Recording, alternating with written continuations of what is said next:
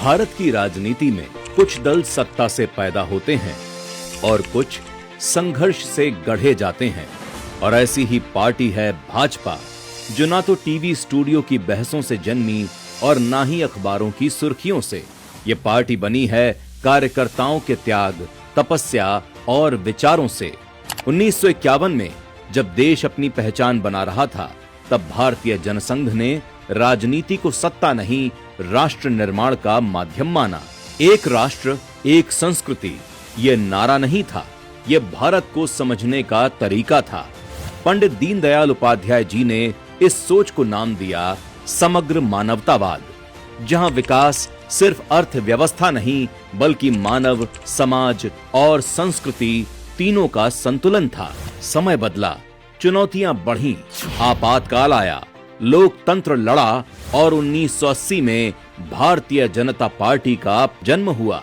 श्रद्धेय अटल जी का संयम, आडवाणी जी का संघर्ष और कार्यकर्ताओं की अडिग निष्ठा, इसी से वो संगठन खड़ा हुआ जो 2 सीटों से उठकर 303 तक पहुंचा और आज जनता के विश्वास के साथ लगातार तीसरी बार सत्ता में है। भाजपा ये वो पार्टी नहीं है जो अखबारों से, टीवी स्क्रीन की चमक से पैदा हुई हो। ये भाजपा अपने कार्यकर्ताओं के त्याग, तपस्या से बनी हुई है। और यही त्याग, तपस्या भाजपा की असली पहचान है। अनुच्छेद 370 का अंत, राम मंदिर का संकल्प, आत्मनिर्भर भारत की सोच, ये किसी एक सरकार के फैसले नहीं, सालों से चले आ रहे संकल्पों की पूर्ति हैं। भाजपा में नेतृत्व बदलता है, लेकिन मूल सोच नहीं बदलती।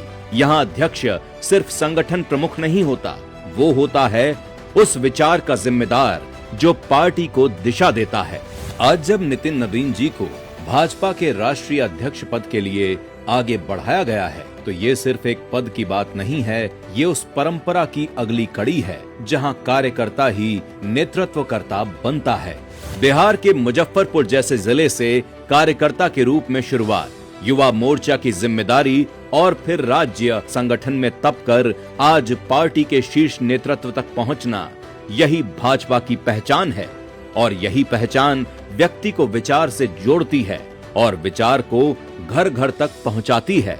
आज भाजपा सिर्फ विश्व की सबसे बड़ी राजनीतिक पार्टी नहीं, करोड़ों कार्यकर्ताओं का परिवार है।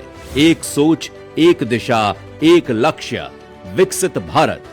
जनसंघ से शुरू हुई ये यात्रा आज पूरे देश को आगे ले जाने का संकल्प बन चुकी है।